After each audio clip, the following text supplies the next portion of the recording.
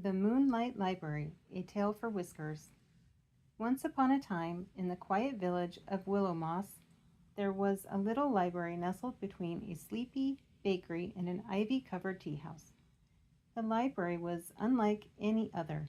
It was open only at night, and its librarian was not a person at all, but a plump gray cat named Marzipan. Marzipan wore a tiny gold bell on her collar and had the most curious eyes, one blue, one green. Every evening at sunset, she'd pad across the cobblestone street, unlock the library door with her paw-sized key, and prepare for her visitors. Now, this was no ordinary library. The books whispered, they shimmered, they changed stories depending on who was reading, and they are especially fond of cats. At exactly 1 minute past midnight, the first guests would arrive, a group of feline friends from all across the village. Whiskers, the orange tabby from the flower shop, Lila, the elegant black cat from the antique store, Tibbles, the chubby tuxedo cat who lived in the post office, and of course, young Sprig, the scrappy little kitten with enormous ears who had only recently discovered the magic of books. Tonight's story, Marzipan announced, sitting atop the circulation desk, will be from the Book of Slightly True Adventures. The cats perked up. Marzipan tapped the spine of a great velvety book with her paw, and it opened all by itself. The pages fluttered, shimmered gold, and finally settled on a tale titled The Pirate Cat and the Cloudfish Compass.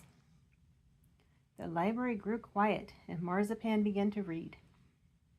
In a sky above the world where ships sailed on clouds instead of water, there lived a brave ginger cat named Captain Whiskerbeam. With a patch over one eye and a hat too big for his head, he commanded the flying ship Paw-Gust Wind, a vessel built entirely from wind chimes, starlight, and the fluff of 1,000 cushions. Whiskers, the tabby from the flower shop, sat up straighter, clearly delighted to hear a tale that might be about someone suspiciously like him. Captain Whiskerbeam had one mission: to find the cloudfish compass, a magical object said to point not north, but toward whatever your heart desired most. But the compass was guarded by the sky serpent, a creature made of mist, moonlight, and forgotten lullabies.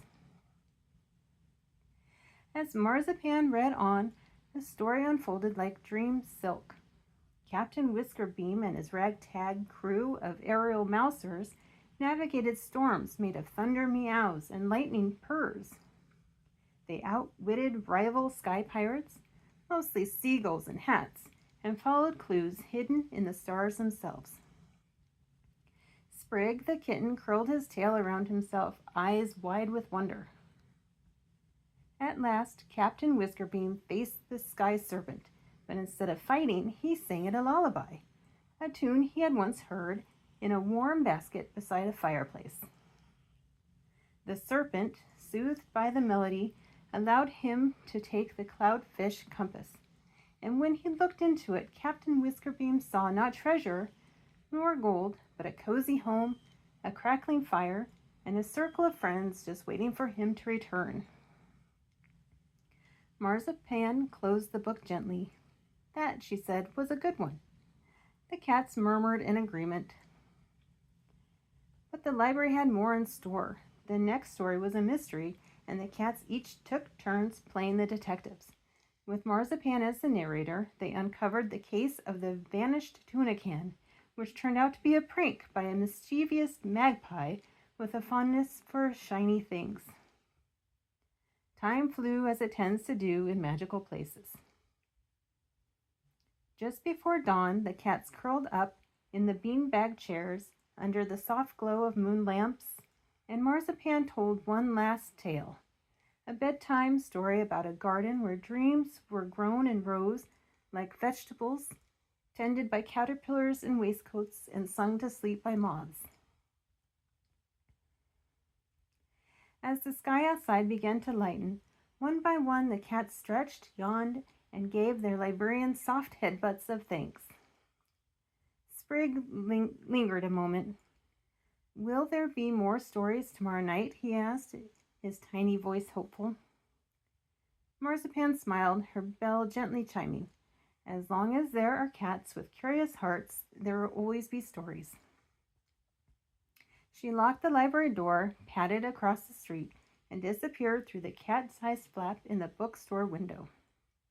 And in the quiet stillness of the morning, the Moonlight Library waited for the next night, and the next tale, and the next curl of a purring listener.